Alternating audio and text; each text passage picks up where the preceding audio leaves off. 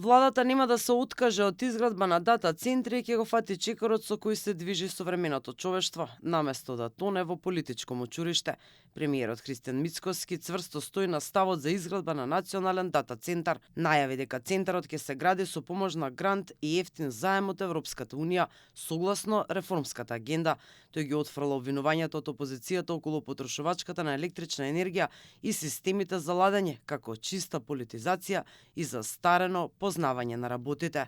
Ние едноставно треба да одлучиме како држава дали сакаме да бидеме лидери во регионот или повторно да бидеме на дното. Ако сакаме да бидеме лидери, тогаш што е еднината, јас апсолутно и политички и како професор и како инженер стојам позади изградбата на оваа индустрија и ќе ја поддржам целосно како индустрија и ќе го превземе владата институционалниот ризик. Новиот примерен дата центар преку компјутерски систем ќе ги обедини сите државни институции во национален облак. Сите институции ќе имаат целосна сајбер заштита. Во земјава веќе има еден секундарен дата центар стациониран во Прилеп. Идејата е националниот центар да се поврзе со секундарниот во Прилеп, со што дополнително ќе се зголеми заштитата од хакерски напади.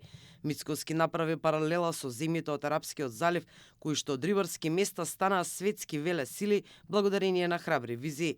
Во однос на критиките на опозицијата, тој ги потсети дека темелот на нивната економија беше марихуаната, но владата сега има друга стратегија која се темели на вештачка интелигенција. Младите јасно се определуваат каде оди човештвото и ние ќе го фатиме тој процес. Додека сум јас претседател на влада, натаму ќе развивам државата.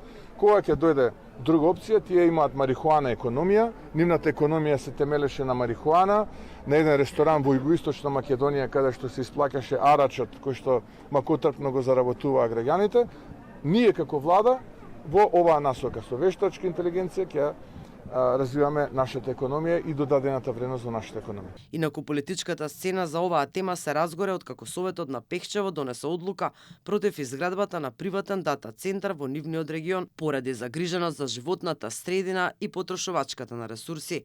Опозицијскиот СДСМ веднаш ги поддржа локалните реакции и ја обвини владата дека форсира штетни проекти кои ќе ги загрозат струјата и водата за граѓаните. Инаку, изградбата на современи дата центри носи директни придобивки од целосна сајбер заштита преку привлекување нови странски инвестиции, па се до отварање високоплатени работни места во IT секторот.